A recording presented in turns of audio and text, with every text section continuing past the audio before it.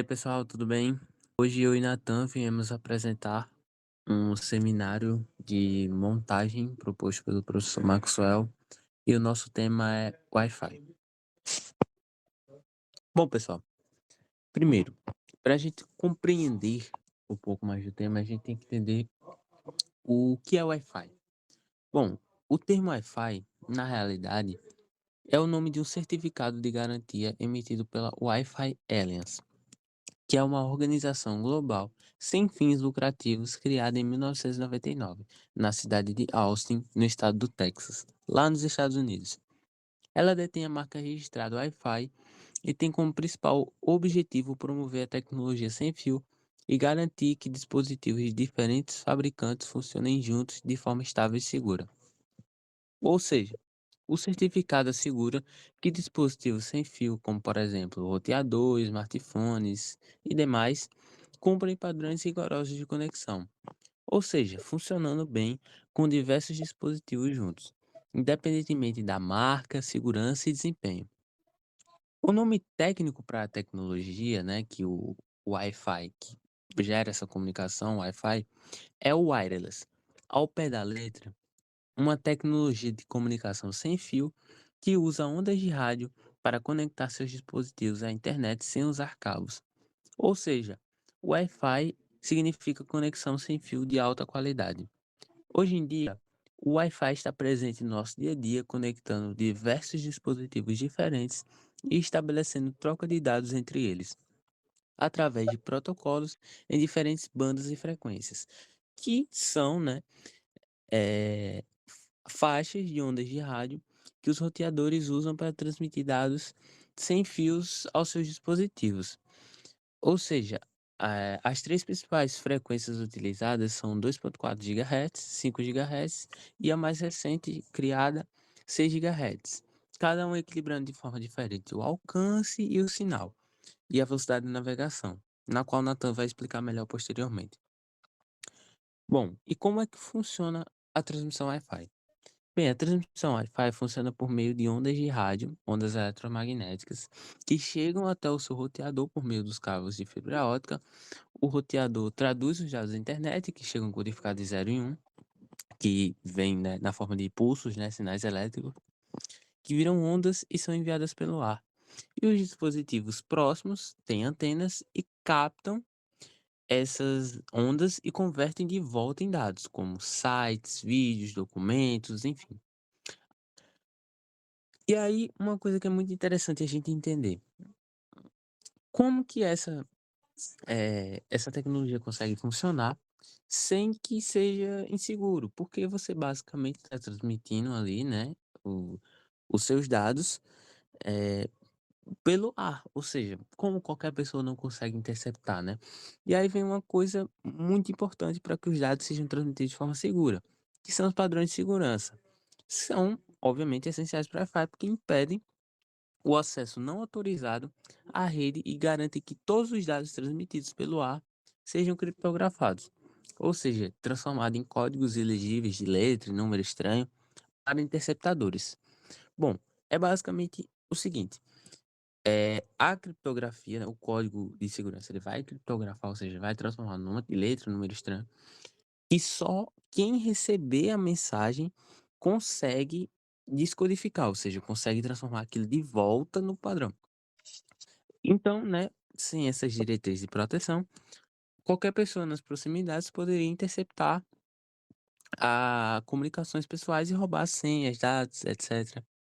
E atualmente, o mais alto padrão de segurança é o WPA3, que é o Wi-Fi Protected Access 3. É o protocolo de segurança para redes sem fios de última geração, desenvolvido pela Wi-Fi Alliance, que foi criado para substituir o WPA2, oferecendo criptografia mais robusta, proteção avançada contra invasores e configurações simplificadas para dispositivos inteligentes. O WPA3 utiliza a criptografia de 128 bits e protege redes domésticas contra a adivinhação de senhas fracas. E aí, tá, a gente chegou até aqui, já entendeu tudo, mas como é que a gente chegou até esse ponto, né? Qual é a história por trás de tudo isso? Como é que alguém olhou para onda eletromagnética, sinal, pulso elétrico e falou: dá para transmitir informação através disso? Bem, a história do Wi-Fi, ela envolve várias descobertas científicas e avanços tecnológicos ao longo de mais de um século. Tudo começou no século XIX, quando o físico escocês James Clerk Maxwell, que curiosamente é o mesmo nome do professor, previu matematicamente a existência de ondas eletromagnéticas em 1864. Anos depois, o físico alemão Heinrich Hertz demonstrou a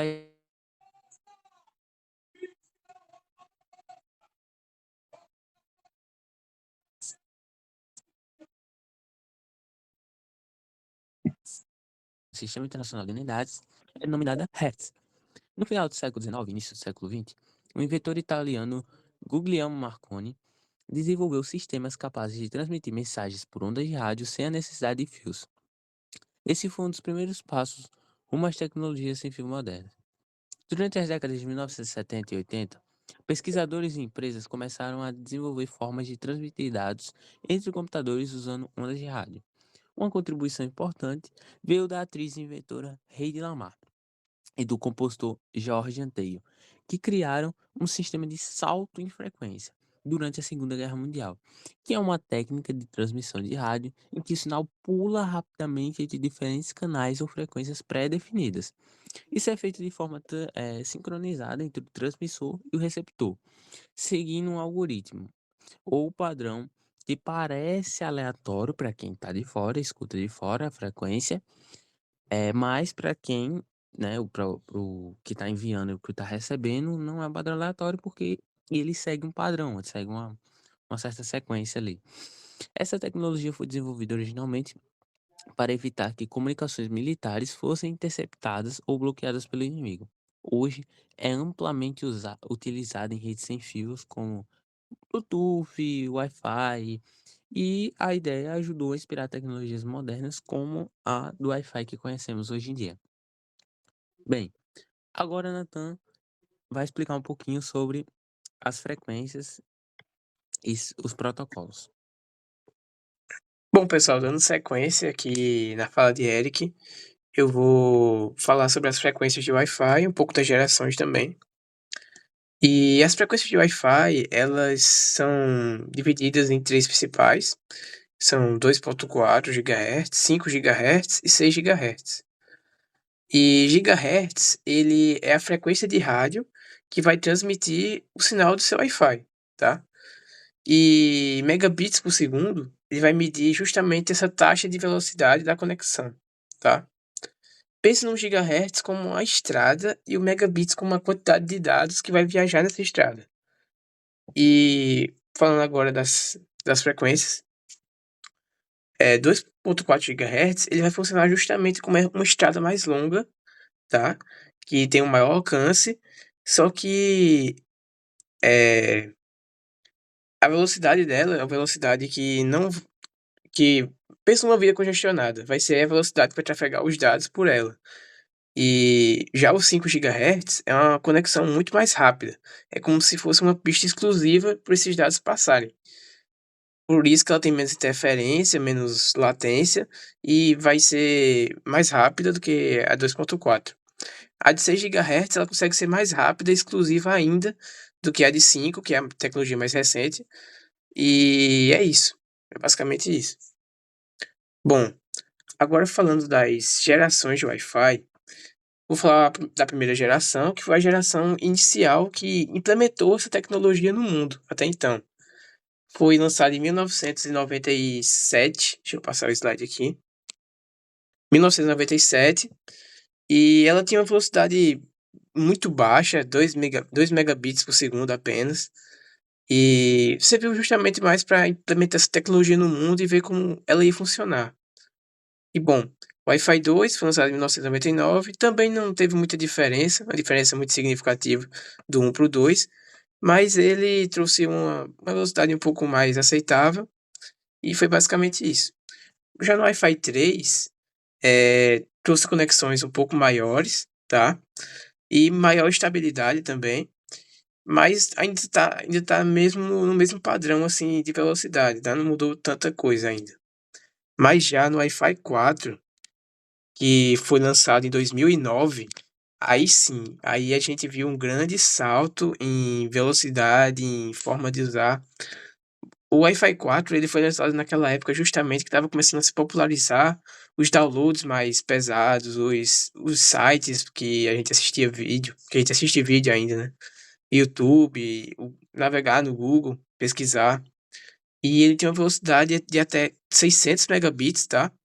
E já era dual band, já tinha banda dupla que ele podia trabalhar justamente na frequência de 2,4 GHz e 5 GHz, o que alternou entre maior velocidade e maior distância que o sinal pode alcançar, tá? E já no Wi-Fi 5, a gente teve um grande avanço assim em velocidade. A gente já alcançou a velocidade de gigabits por segundo, tá? Que basicamente 1000 megabits por segundo. E ele foi bastante utilizado naquela época que estava se popularizando o streaming, tá? As lives que a gente conhece hoje. Aumentou bastante a velocidade. Também a faixa que ele começou a trabalhar mais exclusivamente foi a de 5 GHz, o que proporciona também uma maior exclusividade na faixa de dados, que não vai ter tanta interferência com outros dispositivos, como outros roteadores próximos, micro-ondas, Bluetooth, que também utilizam ondas de rádio, que acaba facilitando mais, sendo mais uma experiência melhor para quem está usando. Bom, já no Wi-Fi 6 e 6E,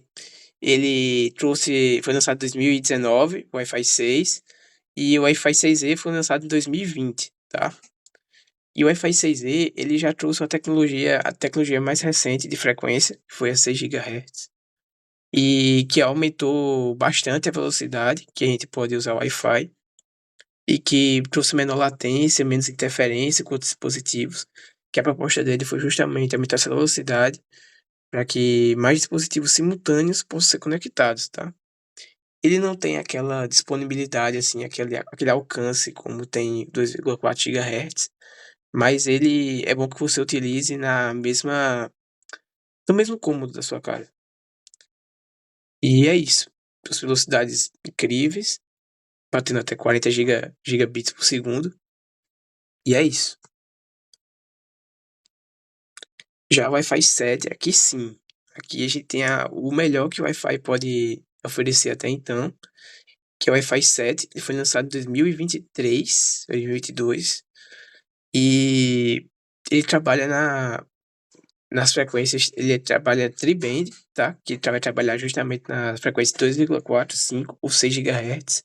Ele vai alternar entre elas, que é proporcionar uma velocidade e uma conexão muito mais confortável. E ela é mais moderna atualmente, tá?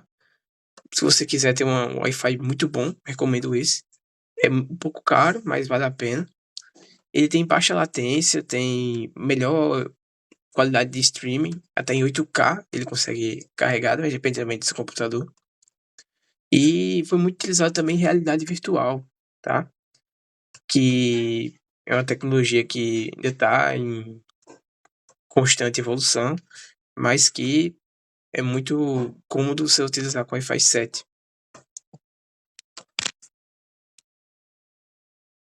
Aqui tem uma tabelinha, faltou o Wi-Fi 5, tá? Mas é, a gente pode perceber que o Wi-Fi ele melhorou a cada geração. A proposta dele foi sempre melhorar a cada geração que foi se passando, né? O Wi-Fi 1 tinha velocidade muito baixa, já no Wi-Fi 2 melhorou um pouco, o Wi-Fi 3 um pouco melhor ainda, o Wi-Fi 4 já começou a ser considerado alto, o Wi-Fi 5, que ainda é utilizado hoje, também tem uma boa velocidade, o Wi-Fi 6 nem se fala, e o Wi-Fi 7 é a tecnologia mais recente, então extremamente alta. E agora, passando para Eric. Pessoal, agora eu vou dar um resumo de como você pode escolher o melhor roteador para sua casa, né? Bom, para deixar claro logo aqui de começo, geralmente quem não é muito ligado à tecnologia, geralmente não costuma prestar muita atenção nos roteadores, porque quando contrata um serviço de internet, geralmente a operadora já traz o roteador. E talvez a pessoa nem se atente se aquele roteador se aquela internet que ela está contratando é a mais adequada para a casa dela e para o tipo de uso dela, né?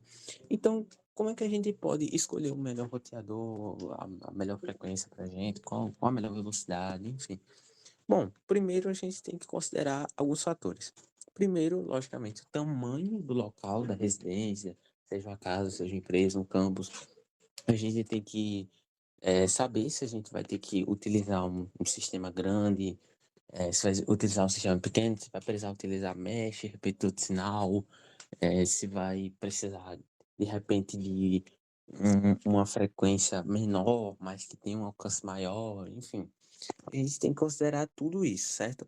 Geralmente, aqui no Brasil, o tamanho das casas do brasileiro médio ali, né, não é tão grande. Então, geralmente você consegue ter um pacote que tem mais velocidade, numa frequência maior.